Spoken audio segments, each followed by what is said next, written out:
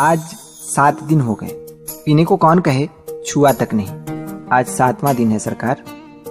तुम झूठे हो, अभी तो तुम्हारे कपड़े से महक आ रही है। वह तो कई दिन हुए, 7 दिन से ऊपर कई दिन हुए। अंधेरे में बोतल उड़ेलने लगा था, कपड़े पर गिर जाने से नशा भी ना आया। और आपको कहने का क्या कहूँ, सच मानिए 7 दिन, ठीक 7 दिन से एक बूंद भी नहीं। ठाकुर सरदार सिंह हंसने लगे। लखनऊ में लड़का पढ़ता था, ठाकुर साहब भी कभी कभी वहां आ जाते। उनको कहानी सुनने का चस्का था, खोजने पर यही शराबी मिला। वह रात को, दोपहर में, कभी कभी सवेरे भी आता।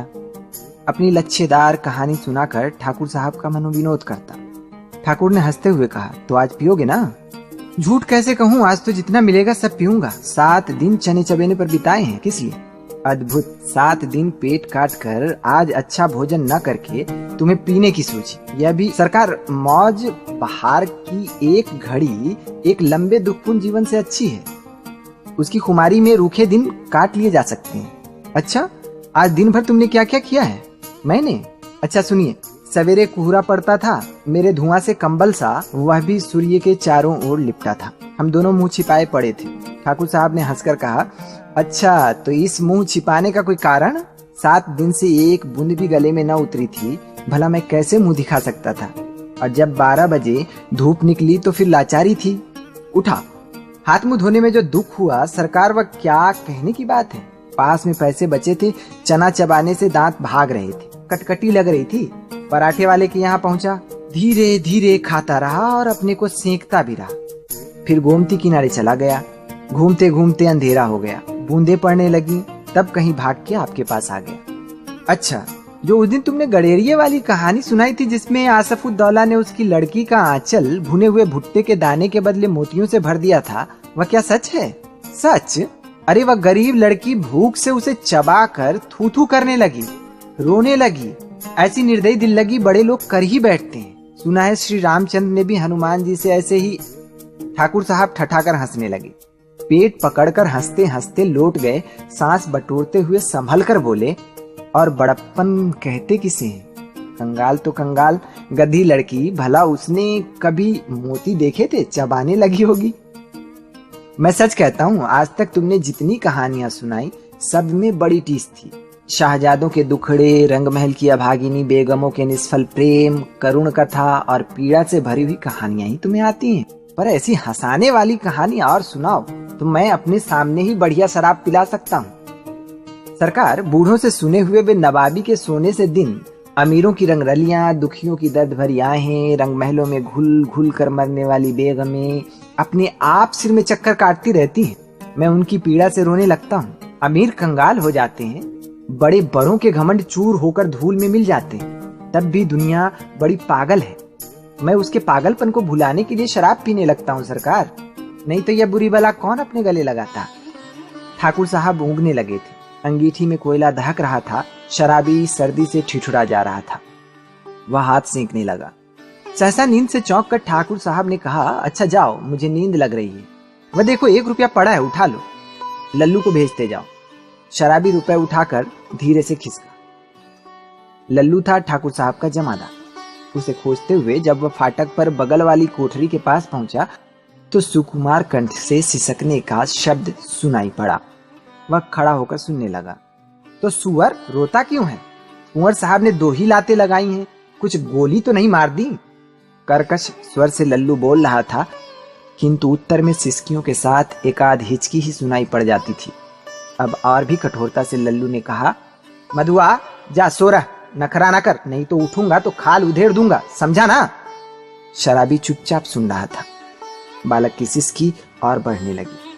फिर उसे सुनाई पड़ा, ले अब भागता है कि नहीं? क्यों मार खाने पे तुला है? भयभीत बालक बाहर चला आ रहा था। शराबी ने उसके छोटे से सुंदर गोरे मुंह को देखा। आंसू की बूंदें ढुलक रही थी। बड़े दुलार से उसका मुंह पोंछते हुए उसे लेकर वह फाटक के बाहर चला आया। 10 बज रहे थे, कड़ाके की सर्दी थी। दोनों चुपचाप चलने लगे। शराबी की मौन सहानुभूति को उस छोटे से सरल हृदय ने स्वीकार कर लिया। वह चुप हो गया। अभी वह एक तंग गली पर रुका ही था कि बालक के फिर से सिसकने की उसे आहट लगी। वह झिड़क कर बोल उठा, अब क्यों रोता है रे छोकरे? मैंने दिन भर से कुछ नहीं खाया। कुछ खाया नहीं? इतने बड़े अमीर के यहाँ रहता है और दिन भर तुझे खाने को नहीं मिला? यही कहने तो मैं गया था जमादार के पास। मार तो रोज ही खाता हूं, आज तो खाना ही नहीं मिला। कुंवर साहब का ओवरकोट लिए खेल में दिन भर साथ रहा। 7 बजे लौटा तो और भी 9 बजे तक कुछ काम करना पड़ा। आटा रख नहीं सका था, रोटी बनती तो कैसे? जमादार से कहने गया था। भूख की बात कहते कहते बालक के ऊपर उसकी दीनता और भूख ने एक साथ ही जैसे आक्रमण कर दिया। वह फिर हिचकियां लेने लगा। शराबी उसका हाथ पकड़कर घसीटता हुआ गली में ले चला। एक गंदी कोठरी का दरवाजा ढकेल कर बालक को लिए हुए वह भीतर पहुंचा। टटोलते हुए सलाई से मिट्टी की ढेबरी जलाकर वह फटे कंबल के नीचे से कुछ खोजने लगा। एक पराठे का टुकड़ा मिला। शराबी उसे बालक के हाथ में देकर बोला, तब तक तू इसे चबा, मैं तेरा गड्ढा भरने के लिए कुछ और ले आऊं। सुनता है रे छोकरे, रोना मत, रोएगा तो खूब पीटूंगा। मुझसे रोने से बड़ा बैर है? पाजी कहीं का, मुझे भी रुलाने का। शराबी गली के बाहर भागा। उसके हाथ में 1 रुपया था। 12 आने का 1 देशी अद्धा और 2 आने की चाय, 2 आने की पकौड़ी। नहीं आलू मटर। अच्छा ना सही, 4 आने का मांसी ले लूंगा। पर यह छोकरा, इसका गड्ढा जो भरना होगा, यह कितना खाएगा और क्या खाएगा? ओह, आज तक तो कभी मैंने दूसरों के खाने का सोच विचार किया ही नहीं। तो क्या ले चलूं? पहले 1 अद्धा तो ले लूं। इतना सोचते सोचते उसकी आंखों पर बिजली के प्रकाश की झलक पड़ी। उसने अपने को मिठाई की दुकान पर खड़ा पाया। वह शराब का अद्धा लेना भूलकर मिठाई पूरी खरीदने लगा। नमकीन लेना भी नहीं भूला। पूरा 1 रुपए का सामान लेकर वह दुकान से हटा। जल्द पहुंचने के लिए एक तरह से दौड़ने लगा। अपनी कोठरी में पहुंचकर उसने दोनों की पांत बालक के सामने सजा दी। उनकी सुगंध से बालक के गले में एक तरावट पहुंची और वह मुस्कुराने लगा। शराबी ने मिट्टी की गगरी से पानी उड़ेलते हुए कहा, नटखट कहीं का, हंसता है? सोंधी बाज नाक में पहुंची ना, ले खूब ठूंस कर खा ले। और फिर रोया कि पिटा? दोनों ने बहुत दिन पर मिलने वाले 2 मित्रों की तरह साथ बैठकर भरपेट खाया। सीली जगह पर सोते हुए बालक ने शराबी का पुराना बड़ा कोट ओढ़ लिया था। जब उसे नींद आ गई तो शराबी भी कंबल तान कर बड़बड़ाने लगा। सोचा था आज 7 दिन बाद भरपेट पीकर सोऊंगा, लेकिन यह छोटा सा रोना पाजी न जाने कहां से आ धमका। एक चिंतापूर्ण आलोक में आज पहली पहल शराबी ने आंख खोलकर कोठरी में बिखरी हुई दारिद्र्य की विभूति को देखा और देखा उस घुटनों से ठुड्डी लगाए हुए निरीह बालक को। उसने तिलमिलाकर मन ही मन में प्रश्न किया, किसने ऐसे सुकुमार फूल को कष्ट देने के लिए निर्दयता की सृष्टि की? आह रे नियति, तब इसको लेकर मुझे घरबारी बनना पड़ेगा क्या?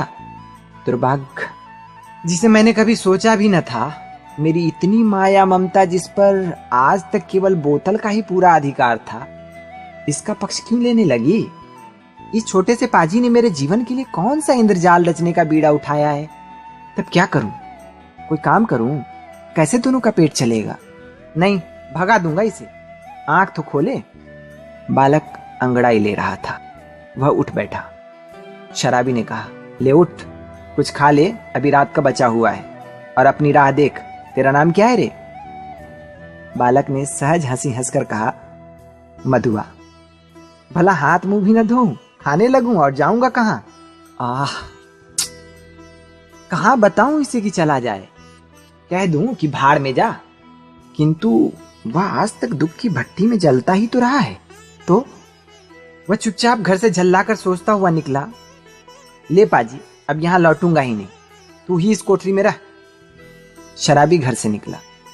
गोमती किनारे पहुंचने पर उसे स्मरण हुआ कि वह कितनी ही बातें सोचता आ रहा था, पर कुछ भी सोच न सका। हाथ मुंह धोने में लगा। उजली धूप निकल आई थी।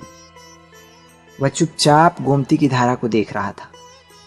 धूप की गर्मी से सुखी होकर वह चिंता भुलाने का प्रयत्न कर रहा था कि किसी ने पुकारा, भले आदमी रहे कहां, सालों पर दिखाई पड़े। तुमको खोजते खोजते मैं थक गया। शराबी ने चौंक कर देखा। वह कोई जान पहचान का तो मालूम होता था, पर कौन है यह ठीक ठीक न जान सका।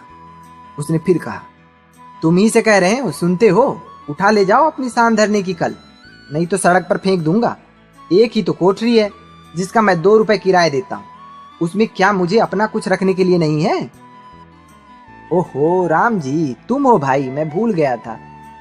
तो चलो आज ही उसे उठा लाता हूँ। कहते हुए शराबी ने सोचा अच्छी रही, उसी को बेचकर कुछ दिनों तक काम चलेगा। घूमती नहाकर राम जी पास ही अपने घर पर पहुंचा। शराबी की कल देते हुए उसने कहा, ले जाओ, किसी तरह मेरा इससे पिंड छूटे। बहुत दिनों पर आज उसको कल ढोना पड़ा। किसी तरह अपनी कोठरी में पहुंचकर उसने देखा कि बालक बैठा है। बड़बड़ाते हुए उसने पूछा, क्यों रे, तूने कुछ खा लिया कि नहीं? भर पेट खा चुका हूं, और वह देखो तुम्हारे लिए भी रख दिया है, कहकर उसने अपनी स्वाभाविक मधुर हंसी से उस रूखी कोठरी को तर कर दिया। शराबी एक क्षण को चुप रहा, फिर चुपचाप जलपान करने लगा। मन ही मन सोच रहा था, यह भाग्य का संकेत नहीं तो और क्या है। चलो फिर सान देने का काम चलता करूं, दोनों का पेट भरेगा। वही पुराना चरखा फिर सर पड़ा। नहीं तो 2 बातें किस्सा कहानी इधर उधर की कहकर अपना काम चला ही लेता था, पर अब तो बिना कुछ किए घर नहीं चलने का। जल पीकर बोला, क्यों रे मधुआ, अब तू कहाँ जाएगा? कहीं नहीं। ये लो, तो फिर क्या यहाँ जमा गड़ी है कि मैं खोद खोद कर तुझे मिठाई खिलाता रहूंगा? तब कोई काम करना चाहिए। करेगा? जो कहो। अच्छा, तो आज से मेरे साथ साथ घूमना पड़ेगा। या कल तेरे लिए लाया हूं, चल आज से तुझे सान देना सिखाऊंगा। कहाँ? इसका कुछ ठीक नहीं। पेड़ के नीचे रात बिता सकेगा ना? कहीं भी रह सकूंगा, पर उस ठाकुर की नौकरी न कर सकूंगा। शराबी ने एक बार स्थिर दृष्टि से उसे देखा। बालक की आंखें दृढ़ निश्चय की सौगंध खा रही थी। शराबी ने मन ही मन कहा, बैठे बिठाए यह हत्या कहां से लगी? अब तो शराब न पीने की मुझे भी सौगंध लेनी पड़ी। वह साथ ले जाने वाली वस्तुओं को बटोरने लगा, एक गट्ठर का और दूसरा कल का। 2 बोझ हुए। शराबी ने पूछा, तू किसे उठाएगा? जिसे कहो। अच्छा, तेरा बाप जो मुझे पकड़े तो?